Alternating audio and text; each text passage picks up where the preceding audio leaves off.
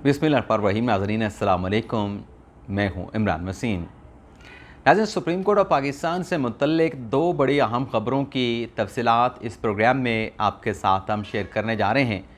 पहली ख़बर, जिसकी डिटेल अभी कुछ देर में आपके साथ हम शेयर करेंगे, वो ख़बर नाज़रीन ये है कि सुप्रीम कोर्ट के एक और जज ने चीफ जस्टिस उमरता बंदियाल के बेंच में बैठने से इनकार कर दिया है। अब वो जज कौन हैं और उन्होंने चीफ जस्टिस के बेंच में बैठने से क्यों इनकार किया है, ये सारा मामला क्या है, एक तो इसकी तफसीलात आपके साथ हम शेयर करेंगे और इस पहली ख़बर से हम गुफ्तगू का आगाज़ करेंगे। दूसरी नाज़रीन ख़बर, मैंने कुछ रिसर्च की है। आजकल जो सुप्रीम कोर्ट में केसेस चल रहे हैं, ख़ास तौर पे जो अदालती इस्लाहात के हवाले से दो कानून बनाए गए, उन्हें सुप्रीम कोर्ट में चैलेंज किया गया। एक कानून के ख़िलाफ़ तो सुप्रीम कोर्ट ने हुक्म इम्तना दे दिया, दूसरा कानून फील्ड में मौजूद है, दूसरा कानून मौसर है, लेकिन उस पर अमल नहीं हो रहा। उस कानून के ऊपर, उस कानून की रोशनी में लार्जर बेंच तश्कील नहीं दिया जा रहा। तो ये जो मामला आज सुप्रीम कोर्ट में ज़ेर समाअत आया, जिसमें तहरीक इंसाफ के वकील बैरिस्टर अली ज़फ़र की ये दलील थी कि 1980 के जो रूल्स बनाए गए हैं उन्हें टच नहीं किया जा सकता, उनमें तरमीम नहीं की जा सकती। तो मैंने कुछ रिसर्च की है कि 1980 के बनाए गए रूल्स मौजूदा दौर में कैसे नाकारा हो चुके हैं, बल्कि नाकारा नहीं मतरूक हो चुके हैं। इस पर मैंने कुछ रिसर्च की है कि 1980 के दौर में जब ये रूल्स बनाए गए थे तब ज़मीनी हक़ाइक़ क्या थे, आज के ज़मीनी हक़ाइक़ क्या हैं। तो इस हवाले से जो इदाद शुमार मेरे पास हैं, अभी कुछ देर में आपके साथ हम शेयर करेंगे। तो नाज़रीन, पहली ख़बर से गुफ्तगू का आगाज़ करते हैं। ये नाज़रीन मामला शुरू होता है मई 2022 से। ये जो जज साहब ने इनकार किया है चीफ जस्टिस बंदियाल साहब के बेंच में बैठने से, ये नाज़रीन मामला शुरू होता है मई 2022 से, जब साबिक़ वज़ीर आज़म इमरान खान के ख़िलाफ़ अदम एतमाद की तहरीक कामयाब हो चुकी थी। खान साहब बनी गाला जाने की बजाय सड़कों पे आ चुके थे, बल्कि पेशावर में मौजूद थे और वज़ीर आज़म जो है वो शहबाज शरीफ बन चुके थे। होता नाज़रीन ये है कि 23 मई 2022 को सुप्रीम कोर्ट ऑफ पाकिस्तान में एक दरख्वास्त दायर होती है और वो दरख्वास्त नाज़रीन इस मामले पर दायर होती है क्योंकि 22 मई को इमरान खान साहब ने इस्लामाबाद की जानिब लॉन्ग मार्च का ऐलान कर दिया था। तो उस लॉन्ग मार्च के पेश नज़र इस्लामाबाद की इंतज़ामिया ने और जो वफाकी हुकूमत है उसने रास्तों की बंदिश शुरू कर दी। पंजाब में भी इनकी हुकूमत है, इस्लामाबाद में भी PDM की हुकूमत है, पीपल्स पार्टी की हुकूमत है, तो रास्ते बंद कर दिए गए। 23 मई को नाज़रीन ये होता है कि सुप्रीम कोर्ट ऑफ पाकिस्तान में एक आइनी पटिशन दायर होती है और ये नाज़रीन पटिशन दायर करते हैं मारूफ कानूनदान शोएब शाहीन साहब, जो आजकल मुख्तलिफ TV चैनल्स पे हमें दिखाई देते हैं। वो नाज़रीन दरख्वास्त सुप्रीम कोर्ट में ये लेके आते हैं कि मैं बीइंग ए लॉयर, ये जो रास्तों की बंदिश है, ये जो इमरान खान साहब के लॉन्ग मार्च को रोका जा रहा है, वो तो हुकूमत का अपना फ़ैसला है कि लॉन्ग मार्च को आने देना है नहीं आने देना, लेकिन शोएब शाहीन साहब का मौक़िफ़ ये था कि ये रास्तों की बंदिश इस्लामाबाद में करके जो नाके लगा दिए गए हैं, कंटेनर खड़े कर दिए गए हैं, इससे जो वकला हैं वो इस्लामाबाद हाई कोर्ट नहीं पहुंच पा रहे, वकला सुप्रीम कोर्ट नहीं पहुंच पा रहे, जो लोग हैं अपने घरों को नहीं पहुंच पा रहे, लोग घरों से अपने दफातर में नहीं पहुंच पा रहे, बच्चे स्कूलों में नहीं पहुंच पा रहे। तो ये जो नकलो हरकत का बुनियादी एक हक़ है उसकी वायलेशन हो रही है। ये उन्होंने बतौर PTI के लॉयर विंग के वकील की तरफ से नहीं, बल्कि एज ए इंडिपेंडेंट एक वकील की तरफ से दरख्वास्त दायर की थी। फिर उसके बाद क्या हुआ, आज वही शोएब शाहीन साहब जो हैं वो इमरान खान साहब की तहरीक इंसाफ की कोर कमेटी का मेंबर बन चुके हैं और इस हवाले से बाकायदा तौर पर नोटिफिकेशन भी जारी कर दिया गया है। 23 मई को नाज़रीन दरख्वास्त दायर होती है। 24 मई को ये दरख्वास्त, बल्कि 25 मई को दरख्वास्त ये टेकअप हो जाती है। 24 को दायर होती है, 25 को टेकअप हो जाती है और 25 को सुप्रीम कोर्ट में इमरान खान साहब के वकला ये यकीन दहानी करवा देते हैं कि पहले तो वो इमरान खान साहब के वकला उस केस में फ़रीक नहीं होते, उन्हें बुलाया जाता है, उसमें बाबर रमान साहब पेश होते हैं, फैसल चौधरी साहब पेश होते हैं और ये भी नाज़रीन इत्तफ़ाक़ की बात है, जब ये शोएब शाहीन साहब की दरख्वास्त टेकअप होती है, जो 3 रुकनी बेंच बनता है जिसमें इजाज़ुल एहसन साहब होते हैं, जस्टिस मुनीब अख्तर साहब होते हैं, जस्टिस मज़ाली नकवी साहब होते हैं, जब ये बेंच शोएब शाहीन साहब की दरख्वास्त पर समाअत का आगाज़ करता है, इत्तफ़ाक़ से फैसल चौधरी साहब कमरा अदालत में मौजूद होते हैं। उनके हाथ में एक दरख्वास्त भी होती है, लेकिन वो दरख्वास्त अदालत में वो पेश नहीं करते क्योंकि शुएब शाहीन साहब की दरख्वास्त पे समाअत का आगाज़ हो चुका है। वो पार्टी बनने के लिए आए थे शुएब शाहीन साहब की दरख्वास्त में, लेकिन वो दरख्वास्त नहीं देते अदालत में, कमरे अदालत में दरख्वास्त पेश नहीं करते। लेकिन फैसल चौई साहब को रोस्टम पे बुला लिया जाता है। उनसे कहा जाता है कि ये जो रास्तों की बंदिश है, तो आप ये यकीन दहानी कराएं कि आप जो लॉन्ग मार्च करने आ रहे हैं, ये आप कहाँ पे ठहरेंगे, कहाँ पे रुकेंगे, कहाँ पे आपके जो कारकुनान हैं, जो मुजाहिरीन हैं, वो कहाँ पे एहतजाज करेंगे। तो फैसल चौई साहब गए। फैसल चौई साहब जब वापस आए, समाअत में वफ़ा कर दिया गया, साथ में बाबर रहमान साहब को लेके आए। बाबर रहमान साहब आके कमरा अदालत में इस बात पे मुसर हुए कि हमें अगर जो H9 G9 का ग्राउंड है श्रीनगर हाईवे पे वो दे दिया जाए, हम सिर्फ वहाँ पे एहतजाज करेंगे। उसके अलावा अगर हमें आप जो F9 पार्क है वहाँ पे भेजेंगे, वहाँ पे एहतजाज हम नहीं करेंगे। तो अदालत ने इसके ऊपर ऑर्डर पास कर दिया कि G9 H9 का ग्राउंड जो है वो खान साहब के लिए मुख्तस कर दिया जाए, खान साहब के लिए रास्ते खोल दिए जाएँ, कोई रुकावट खड़ी ना की जाए और ख़ान साहब यहाँ पे आएँ, श्रीनगर हाईवे पे बैठें, वहाँ पे जो मुल्हिका ग्राउंड है वहाँ पे एहतजाज करें, नारेबाजी करें, जो मर्ज़ी करें, लेकिन उन्हें मुकम्मल इजाज़त हो और ख़ान साहब के उस जलसे, उस धरने, उस मुजाहरे की सिक्योरिटी के इंतज़ामात का भी IG इस्लामाबाद डॉक्टर नासिर खान को हुक्म दे दिया गया। उसके बाद नाज़रीन ये होता है, अब बहुत सारे दोस्त कह रहे होंगे कि हिस्ट्री क्यों सुना रहा है। हिस्ट्री नाज़रीन सुनाना ज़रूरी है, पस मंज़र बताना भी ज़रूरी है। उसके बाद नाज़रीन ये होता है कि खान साहब इस्लामाबाद में दाखिल होते हैं, बजाय इसके कि वो श्रीनगर हाईवे के ग्राउंड पे जाते, खान साहब यहाँ पे D चौक के करीब आ जाते हैं। यहाँ पे शेलिंग होती है, तोड़ फोड़ होती है, इमलाक को नुकसान पहुँचाया जाता है, सरकारी इमलाक को, निजी इमलाक को, जो ग्रीन बेल्ट्स हैं उन्हें जला दिया जाता है। इसके ऊपर नाज़रीन सुप्रीम कोर्ट में एक तौहीन अदालत की दरख्वास्त दायर होती है और ये तौहीन अदालत की दरख्वास्त हुकूमत की जानिब से दायर होती है और इस दरख्वास्त को टेकअप कराने के लिए रात गए अशरफ साहब जो हैं चीफ साहब से रब्ता भी करते हैं, उनके चैम्बर में भी जाते हैं, लेकिन अदालती हुक्म की वायलेशन के ऊपर वो तौहीन अदालत की दरख्वास्त टेकअप नहीं होती। अगले रोज़ नाज़रीन सुबह को ये होता है कि खान साहब अपना लॉन्ग मार्च जो है वो कॉल ऑफ कर देते हैं, लॉन्ग मार्च का इख्तिताम कर देते हैं, लॉन्ग मार्च को ख़त्म कर देते हैं और इसी इसना में सुप्रीम कोर्ट में अदालती कार्रवाई का आगाज़ हो जाता है। जो तौहीन अदालत की दरख्वास्त सुप्रीम कोर्ट में हुकूमत दायर करती है उस पर लार्जर बेंच बन जाता है।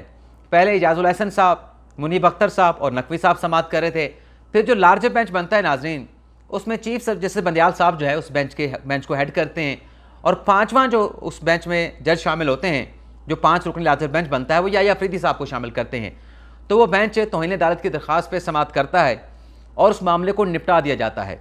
तौहीन अदालत की कार्रवाई को आगे नहीं बढ़ाया जाता। उसके बाद नाज़रीन ये तो 26 मई की कार्रवाई है। जून के ग़ालिबन दूसरे हफ्ते में या जून के आखिरी हफ्ते में इस केस का तहरीरी तफसीली फ़ैसला जारी होता है। उसमें नाज़रीन जो याह्या अफरीदी साहब हैं वो इमरान खान साहब को शोकास नोटिस जारी कर देते हैं।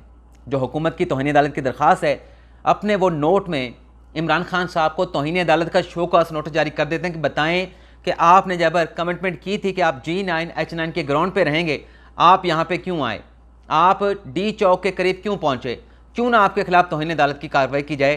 खान साहब से जवाब मांगा गया, सिक्योरिटी एजेंसी से जवाब मांगा गया, ISI से जवाब मांगा गया, दीगर अदारों से जवाब मांगा गया, लेकिन बाकी जो 4 जज साहबान थे उन्होंने खान साहब को नोटिस तो नहीं किया, कंटेम के हवाले से उनसे जवाब तो नहीं मांगा, लेकिन एजेंसियों से रिपोर्ट मांग ली कि एजेंसियाँ बताएँ कि क्या सुप्रीम कोर्ट के हुक्म की वायलेशन हुई है या वायलेशन नहीं हुई। उसके बाद नाज़रीन एजेंसियों की रिपोर्ट आ जाती है। खान साहब एक और लॉन्ग मार्च का ऐलान कर देते हैं, जो कि वो ग़ालिबन नवंबर में आके करते हैं। नवंबर में आते हैं, वज़ीराबाद से चलते हैं, फिर उनके ऊपर कातिलाना हमला भी होता है। तो जब वो खान साहब लॉन्ग मार्च दूसरा प्लान कर रहे होते हैं कि हमने फिर दोबारा पे चढ़ाई करनी है इस्लामाबाद में, तो वज़ारत दाखिला एक और मुतफ़र्रिक़ दरख्वास्त दायर करती है कि खान साहब ने जो आपके हुक्म की अदूली की है उस पर उनके खिलाफ तौहीन अदालत की कार्रवाई करें। एजेंसियों की रिपोर्ट आ चुकी है, उसमें इमरान खान साहब को मोरद इल्ज़ाम ठहराया गया है। उसमें कहा गया कि खान साहब ने आपके हुक्म की अदूली की है, आपके हुक्म की तौहीन की है, सुप्रीम कोर्ट की तज़लील की है, कंटेम्प्ट की है। वो दरख्वास्त टेकअप होती है। उसमें नाज़रीन 5 रुकनी बेंच जो बनता है उसमें बंदियाल साहब होते हैं, इजाज़ुल हसन साहब होते हैं, मुनीब अख्तर साहब होते हैं, नकवी साहब होते हैं और याह्या अफरीदी साहब होते हैं। ये बेंच समाअत करता है और उस बेंच में जो रिमार्क्स आते हैं उस पर भी बहुत सारे सवालात जन्म लेते हैं। मतलब चीफ साहब ने जब ये समाअत चल रही थी खान साहब के खिलाफ तौहीन अदालत की दरख्वास्त पे, चीफ साहब ने कहा कि हो सकता है कि हमारा जो ऑर्डर था वो इमरान खान साहब को मिला ना हो। जब उनको ऑर्डर ना मिला हो तो इसलिए उन्हें पता ही नहीं था कि हमने कहाँ पे रुकना है, G9 H9 के ग्राउंड पे रुकना है या फिर हमने D चौक में आना है। तो उन रिमार्क्स के ऊपर भी बहुत सारे लोगों ने बातें की कि क्या जज साहब को इस किस्म के रिमार्क्स देने चाहिए थे। कट शॉर्ट नाज़रीन ये होता है कि जैसे याह्या अफरीदी साहब जो ऑलरेडी इमरान खान साहब को तौहीन अदालत का शोकास नोटिस जारी कर चुके थे, वो अपना फैसला दे चुके थे कि खान साहब ने तौहीन अदालत की है, उनके खिलाफ प्रोसीड किया जाए, वो बेंच में शामिल रहते हैं, वो बेंच से नहीं अलग होते।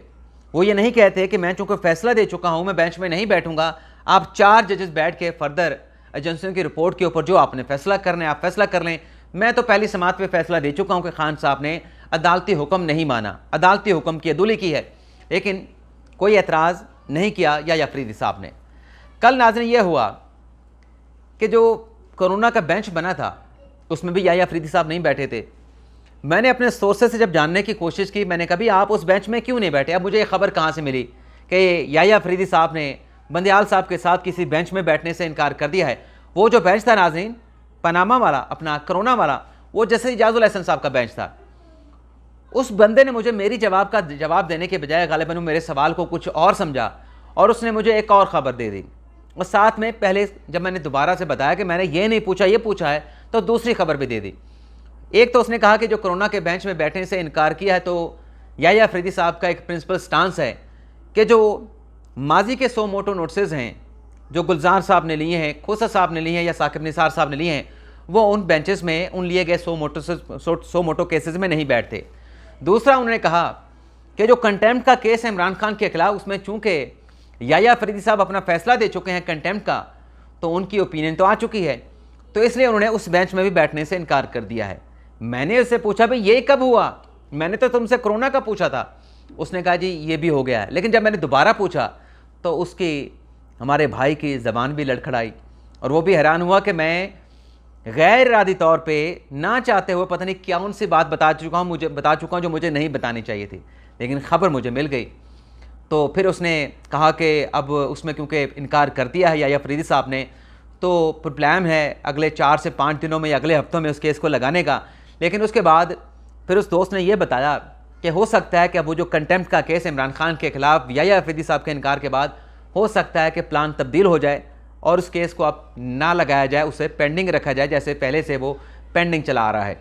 तो ये नाज़रीन जैसे याह्या अफरीदी साहब जो कि बेंच में शामिल थे, लेकिन अभी उन्होंने बंदियाल साहब के उस बेंच में बैठने से इनकार कर दिया है। और इसकी नाज़रीन वजह जो हमें नज़र आती है कि जिस तरीके से इलेक्शन के केस में हुआ, याह्या अफरीदी साहब ने अपनी ओपिनियन दी, अत्तर मिनल्ला साहब ने ओपिनियन दी, लेकिन बाद में उस 9 रुकनी बेंच को करटेल करके 2 जज साहबान ने तो डिसोसिएट कर लिया था, 2 जजेस को राय देने के ऊपर उस बेंच में शामिल नहीं किया गया। तो गालिबन वो भी वजह हो सकती है। लेकिन इस हवाले से ज़राए से हमने सवाल पूछा, जब सवाल नहीं पूछा तो ज़राए ने इस बात का ज़ाहिर सी बात है जवाब भी नहीं दिया होगा। तो चीज़ जो नज़र आ रही है कि जब उस बेंच में, इलेक्शन वाले बेंच में याह्या अफरीदी साहब को इसलिए शामिल नहीं किया गया कि उन्होंने पहली समात पे अपना फैसला दे दिया था, पंजाब और KPK से मुतल्लिक असखुद नोटिस को नाकाबिल समात करार दिया था, पंजाब और KPK में इलेक्शन के हवाले से आई दरखास्तों को नाकाबिल समात करार दिया था और 100 मोटो की परसेंट को ड्रॉप करने का कहा था। तो उसमें जब उसको शामिल नहीं किया गया पहली समात पे फैसला देने के बाद, तो गालिबन अब याह्या अफरीदी साहब ने इसलिए फैसला किया है कि जब वहाँ पे मुझे शामिल नहीं किया तो यहाँ पर भी मैंने फैसला दे दिया है। ये 4 जज साहबान पहले फैसला कर लें कि इमरान खान के खिलाफ कंटेम्प्ट की कार्रवाई शुरू करनी है या नहीं करनी। अगर नहीं करेंगे तो इनका मेजॉरिटी का फैसला होगा। अगर ये भी इमरान खान के खिलाफ तौहीन अदालत की कार्रवाई शुरू करते हैं या शोकास नोटिस देते हैं तो फिर मैं बेंच में दोबारा शामिल हो जाऊंगा, फिर खान साहब को सफाई का मौका मिलेगा, फिर खान साहब को तलबी का नोटिस होगा और अगर खान साहब वजाहत ना दे पाए या खान साहब ने माफ़ी मांग ली तो फ़ाबिहा, ना माफ़ी मांगी तो फिर खान साहब पे फ़र्द जुर्म पड़ी जाएगी। तो ये खबर नाज़रीन आपके साथ हम शेयर करने जा रहे थे। अब आ जाते हैं नाज़रीन कि मैंने डाटा क्या इकट्ठा किया है। डाटा नाज़रीन ये है कि जो आज PTI के वकील का कहना था कि 1980 में जो रूल्स बनाए गए, जो जज साहबान ये रूल्स बनाने वाले थे उनकी इंटीग्रिटी पे कोई शक व शुबा नहीं किया जा सकता। उसमें चीफ जस्टिस अनवारुल हक साहब थे, उसमें जस्टिस दुराब पटेल साहब थे, उसमें जस्टिस अपने नसीम हसन शाह साहब थे, उसमें जस्टिस जुल्ला साहब थे, उसमें और भी बहुत सारे जस्टिस अलीम साहब थे। ये बाद में आके चीफ जस्टिस भी बने, नसीम शाह साहब भी बने, जुल्ला साहब भी बने। उन्होंने कहा कि इन्होंने रूल्स बड़े सोच के बनाए थे और रिव्यू का दायरा अख्तियार जो है वो माजी की जो जूरिस्प्रूडेंस है उसके मद्देनज़र रखते हुए रिव्यू के दायरे को जो है वो महदूद रखा था। अब नाज़रीन इस पर जो मैंने रिसर्च की है उससे मुझे पता चला है कि 1980 के मुताबिक बनाए गए रूल्स तो बिल्कुल ठीक थे। उस वक्त तो ना ही हुकूमत के ख़िलाफ़, वज़रा के ख़िलाफ़, वज़रा आज़म के ख़िलाफ़ नाअहली की, उनकी बरतरफ़ी की ना आइनी दरख्वास्तें दायर होती थीं और ना ही कोई सो मोटो लिया जाता था। अब मेरे पास जो डाटा नाज़रीन मैंने कलेक्ट किया है सुप्रीम कोर्ट की वेबसाइट से निकाला है। ये कोई मैंने खुद से कोई और वेबसाइट से डाटा से इंटरनेट से नहीं निकाला, ये सुप्रीम कोर्ट की अपनी वेबसाइट है, विकीपीडिया नहीं है। अब इसमें आप नाज़रीन देखें 2000 से पहले का तो डाटा मुझे नहीं मिला, और 2000 से पहले जो एक आइनी दरख्वास्त दायर हुई थी उसमें वज़ीर-ए-आज़म को बरतरफ नहीं बल्कि वज़ीर-ए-आज़म नवाज शरीफ को 52(8)B के तहत जो बरतरफ किया गया था उनकी हुकूमत बहाल की गई थी। लेकिन 2000 के बाद की अगर हम डाटे की बात करें तो नाज़रीन 2000 में सुप्रीम कोर्ट ने सिर्फ 2 सो मोटो लिए और सो मोटो के हवाले से कोई आइनी दरख्वास्त नहीं आई। 2001 में 5 सो मोटो लिए गए, लेकिन आर्टिकल 184(3) की कोई दरख्वास्त सुप्रीम कोर्ट में नहीं आई। 2002 में 3 सो मोटो लिए गए और आर्टिकल 184(3) की कोई दरख्वास्त सुप्रीम कोर्ट में नहीं आई। 2004 में 4 सो मोटो लिए और आर्टिकल 184(3) की 8 दरख्वास्तें सुप्रीम कोर्ट में आईं। फिर 2005 शुरू होता है साबिक चीफ जस्टिस मियाँ साबिक चीफ जस्टिस इफ्तिखार मोहम्मद चौधरी साहब का इरा। उसमें नाज़रीन 2005 में 16 सो मोटो होते हैं, कोई आइनी दरख्वास्त दायर नहीं होती। 2006 में 11 सो मोटो होते हैं, एक आइनी दरख्वास्त दायर होती है। 2007 में 26 सो मोटो होते हैं, एक आइनी दरख्वास्त दायर होती है। 2008 में 2 सो मोटो होते हैं, 17 आइनी दरख्वास्तें दायर होती हैं। नाज़रीन 2005 से लेकर 2008 तक का जो ट्रेंड है वो ये बताता है कि ज़्यादातर सुप्रीम कोर्ट ने अस्पुत नोटिस लिए और कॉन्स्टिट्यूशन पटिशन आर्टिकल 184(3) की वो इतनी ज़्यादा दायर नहीं हुई, उसका रुझान कम था। अब 2008 से ऑनवर्ड नाज़रीन 2009 में जब चीफ जस्टिस इफ्तिखार चौधरी बहाल हुए तो उन्होंने 68 आइनी दरख्वास्तें इंटरटेन की, 22 सो मोटो लिए। 2010 में 87 आर्टिकल 184(3) की दरख्वास्तें आईं, 18 अस्पुत नोटिस लिए। 2011 में 68 आर्टिकल 184(3) की दरख्वास्तें आईं, 15 सो मोटो लिए। 2012 में 133 आर्टिकल 184(3) की दरख्वास्तें आईं, 10 सो मोटो लिए। 2013 में 64 कॉन्स्टिट्यूशन पटिशन और 4 सो मोटो लिए। फिर नाज़रीन 2014 में 100 आइनी दरख्वास्तें आईं, 8 अस्कुत नोटिस लिए गए। 2015 में 80 आइनी दरख्वास्तें आईं, 17 अस्कुत नोटिस लिए गए। 2016 में 41 184(3) की दरख्वास्तें आईं, 21 सो मोटो लिए गए और 2017 में 48 आइनी दरख्वास्तें आईं, 7 सो मोटो लिए गए। 2018 में साकिब निसार साहब का दौर, 38 आइनी दरख्वास्तें आईं, 72 सो मोटो लिए गए। तारीखी सो मोटो एक साल में 72 साकिब निसार साहब ने लिए। 2019 में 45 आइनी दरख्वास्तें आईं, 2 सो मोटो लिए गए। 2020 में 19 आइनी दरख्वास्तें आईं, 3 सो मोटो लिए गए। 2021 में 14 आइनी दरख्वास्तें आईं, 6 सो मोटो लिए गए। 2022 में 33 आइनी दरख्वास्तें आईं, 4 सो मोटो लिए गए। 2023 में अब तक 23 आइनी दरख्वास्तें और 1 अस्कुत नोटिस लिया जा चुका है। अब ये डाटा मैंने आपके सामने क्यों रखा, इसकी वजह नाज़रीन ये है कि उस वक्त उन जज साहबान ने सोचा नहीं होगा कि कभी आगे जाके आर्टिकल 184(3) का बेदरेक इस्तेमाल होगा, कुल्हाड़े की तरह इस्तेमाल होगा। हथौड़ा जो है वो मार मार के लोगों का भुरकस निकाल दिया जाएगा आर्टिकल 184(3) का अख्तियार इन्वोक करते हुए। ये गालिबन जब रूल्स बने 1980 में इसका ख्याल नहीं था, इतना फोर्सी नहीं किया गया था कि रिव्यू का दायरा हमने महदूद रखना है या आइंदा का भी हमने सोचना है। तो मौजूदा हालात में जिस तरीके से इस आर्टिकल का अख्तियार इस्तेमाल किया जा रहा है, आर्टिकल 184(3) का या सो मोटो का, तो इस पर राइट ऑफ अपील बनता है, रिव्यू का दायरा अख्तियार वसी करना बनता है। अब होगा क्या, जो सुप्रीम कोर्ट में 2 कानून को चैलेंज किया गया है, इसके लिए अदालती फैसले का इंतजार करना पड़ेगा। इजाज़त चाहते हैं, अल्लाह हाफिज़।